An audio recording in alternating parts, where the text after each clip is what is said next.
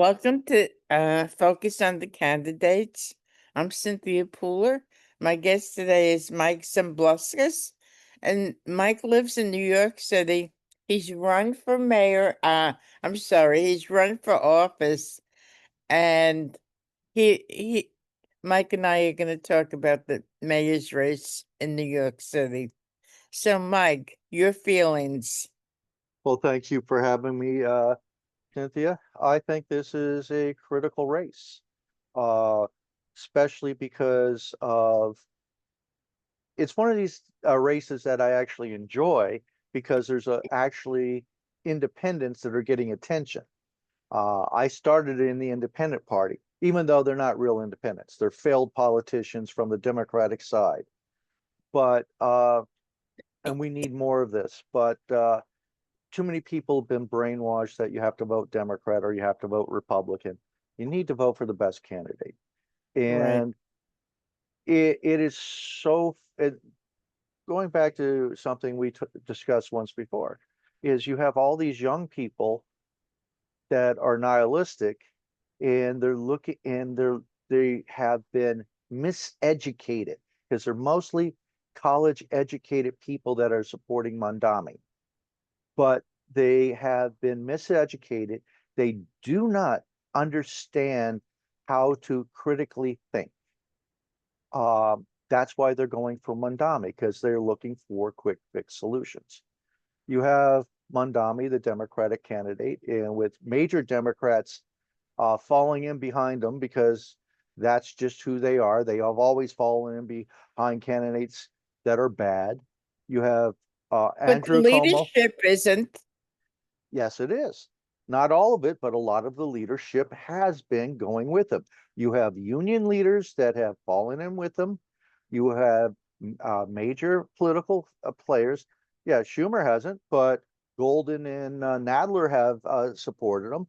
You have, Bowman supporting him. You have a number of people from around the country supporting him, the entire squad. You have Elizabeth Warren supporting him. You have, you know, uh, most of the state assembly and state senate supporting him. So they are supporting him.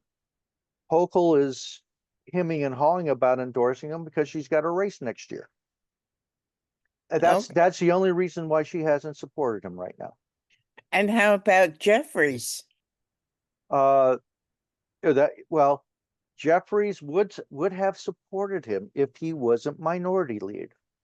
He's got to, if he comes out and endorses Mondami, he's going to lose House seats in purple districts because he's going to go out in those, not in New York, maybe in New York, but mostly out west in the South, where they hold seats, but the margin is so thin that a lot of the moderate Democrats and independents, because Akeem Jeffries went out and supported Mondami, will vote for the Republican no matter who it is.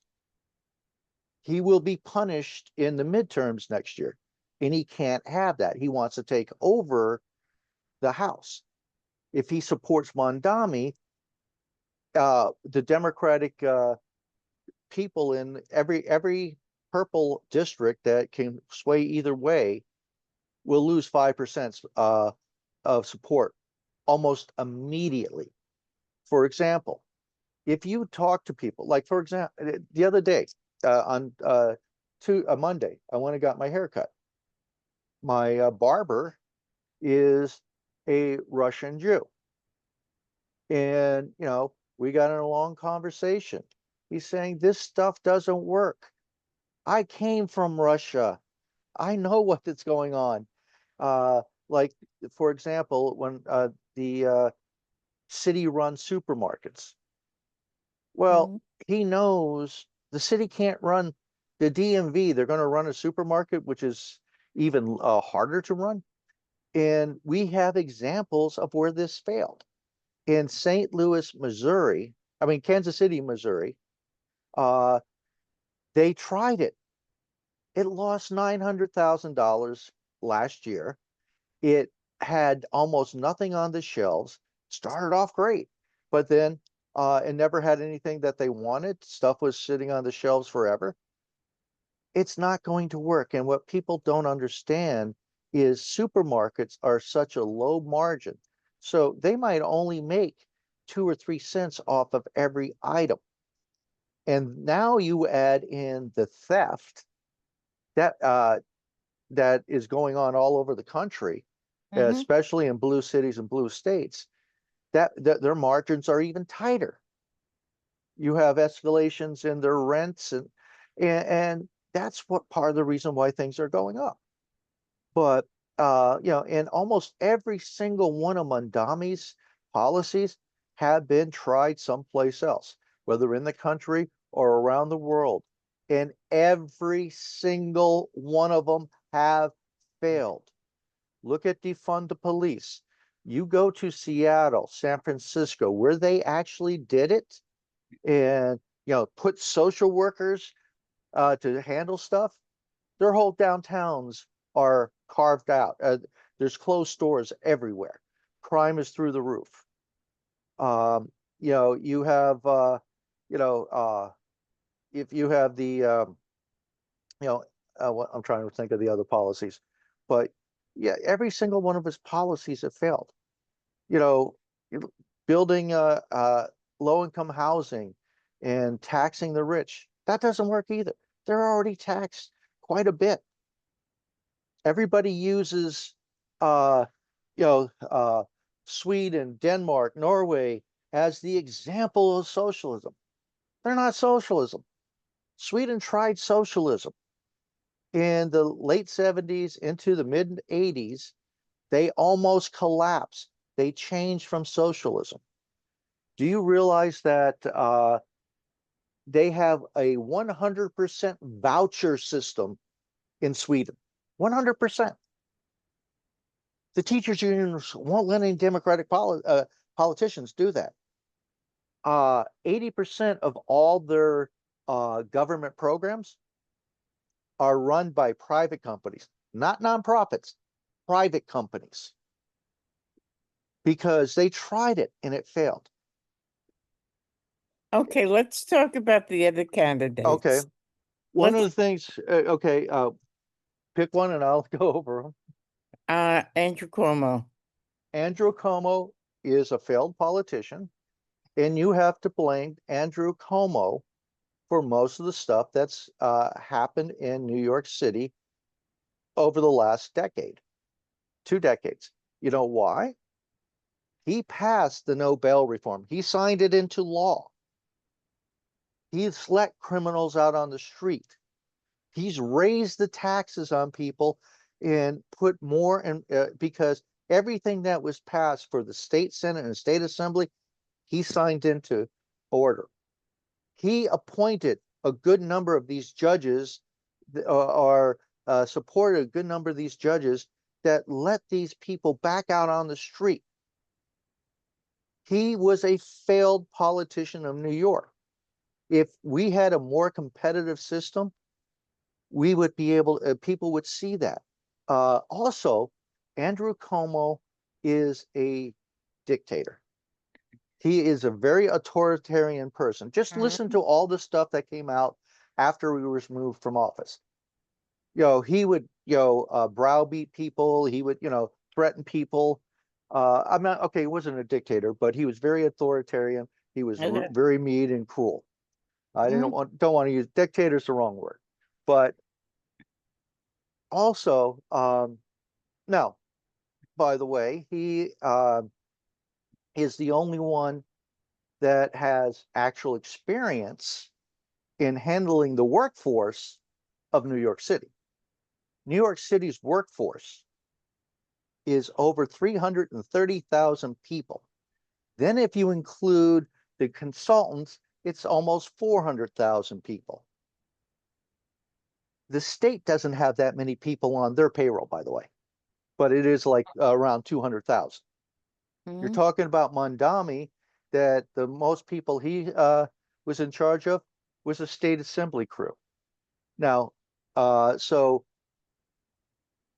and you're going to bring the same politics that Como used at the state level to the city, which, like I said, we lost population during his term. We're going to lose more population.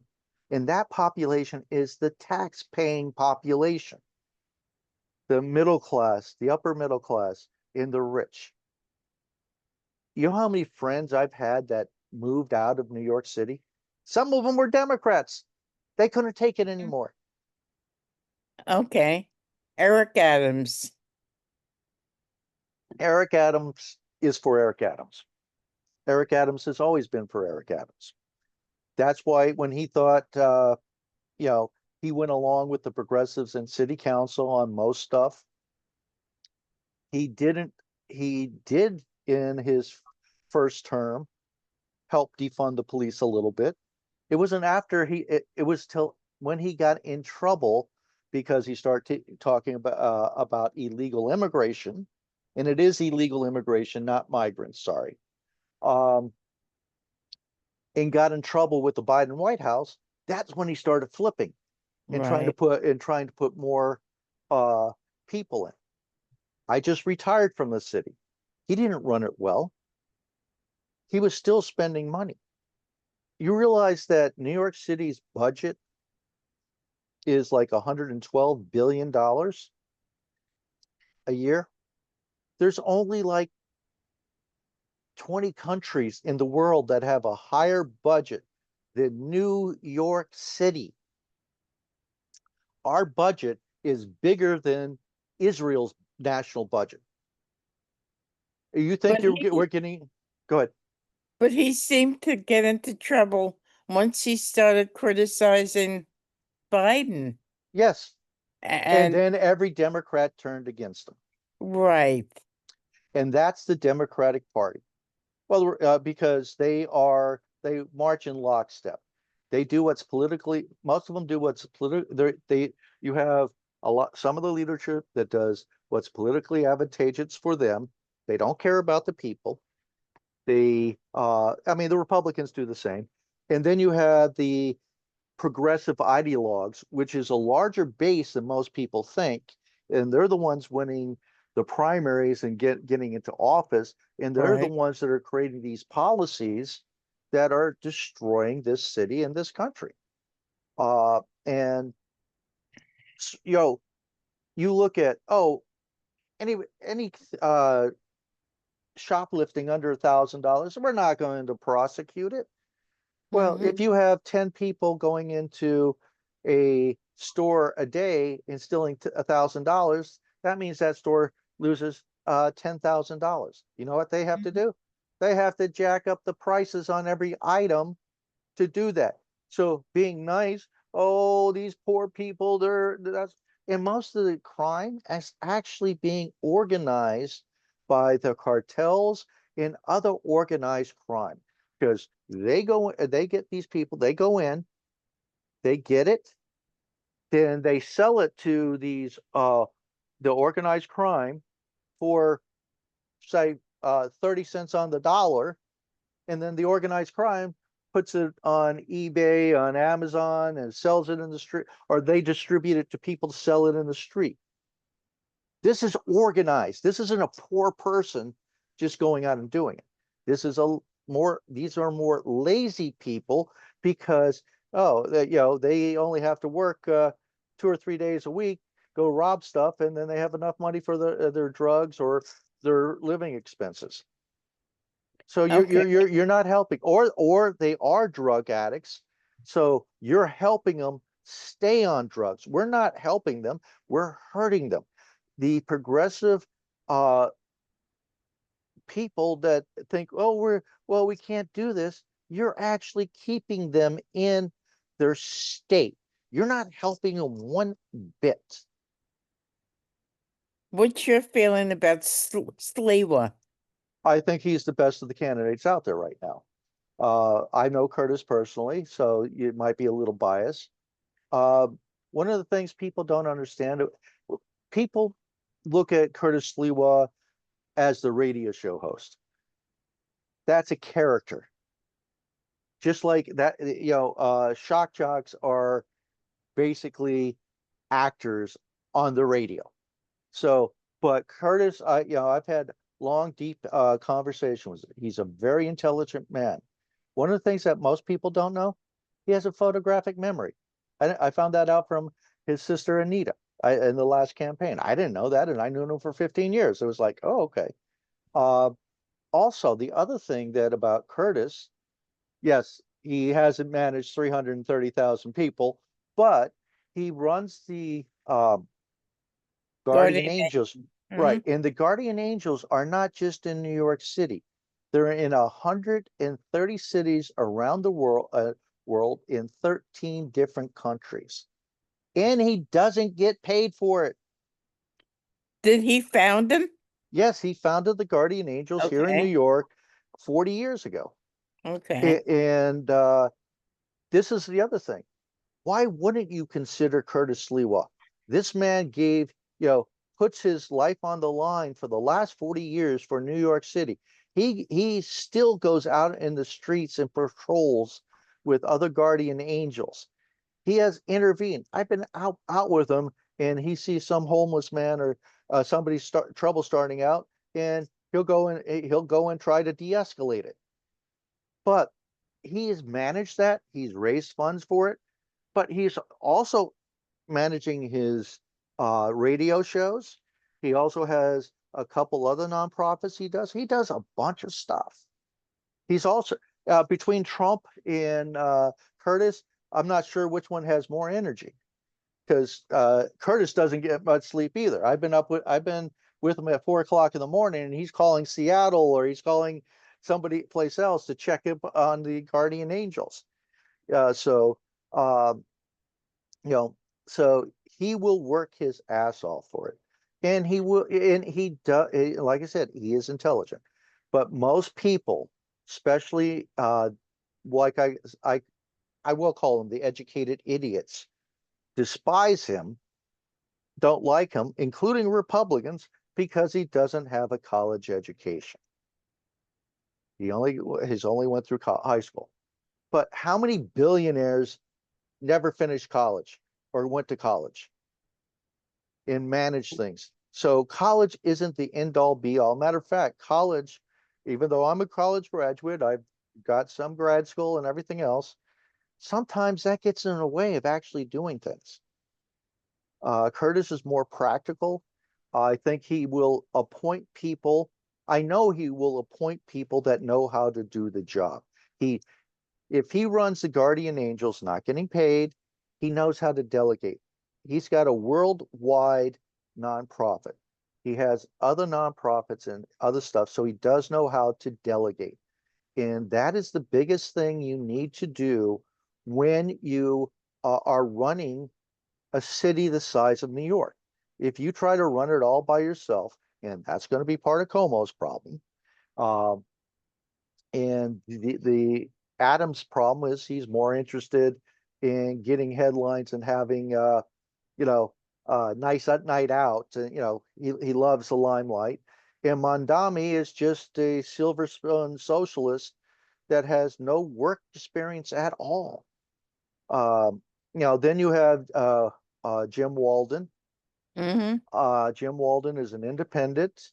He's a powerful attorney in New York.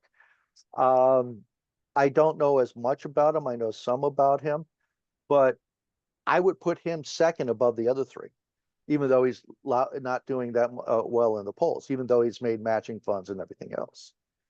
Some of it is most first-time candidates hired the wrong people and they don't know how to campaign in New York. And that's the other thing about Curtis. He knows every neighborhood in this city, inside and out. Prime example in Brooklyn, I think it can't remember the neighborhood. There was a high school that was having a problem that the kids were getting beat up and robbed as they were getting out of school. So you know what Curtis did? He brought the guardian angels out there and created a safe corridor for kids to get home. Mm-hmm. This is the man that people are poo-pooing about why he shouldn't run. The man that loves New York more than everybody out there is Curtis Sliwa. This man could be a millionaire. He is more altruistic than anybody else out there because he could have made millions of dollars. He could have, the man is that bright, but he was more concerned about helping people. He's not getting much traction in the press. Well, that's because the press are morons. The press are biased. Yeah, he doesn't get much traction in the press because they don't want to give him press. It's a Democratic city. Only a Democrat can win. But here's the hypocrisy of it all. And most of the young people, and even a lot of the older people, have forgotten what New York City was like in the 70s, 80s, and into the early 90s when Giuliani, a Republican, whatever happened with Trump, what did he do? He sorry.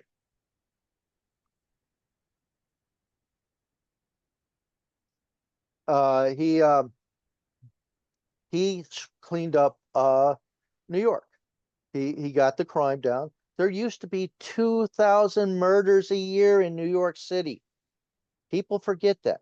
2,000 murders a year. Now we're lower than most cities around the country per capita. Now then he brought business back. He it grew, and then Bloomberg got elected as a Republican. He governed a little bit more moderate. He had Democrats in his thing, but the city improved even more.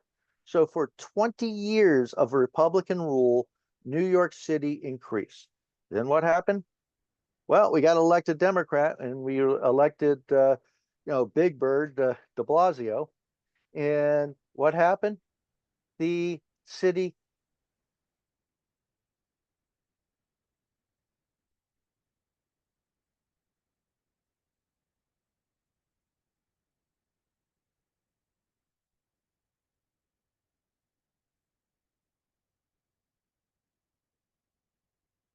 It seems as though we've lost Mike. So, you've been listening to Mike Zumbluskas, and I'm Cynthia Pooler. This is Focus on the Candidates. If you like this show, please subscribe to my YouTube channel. Thanks, Mike. Thank you, everybody, for listening. Have a wonderful day.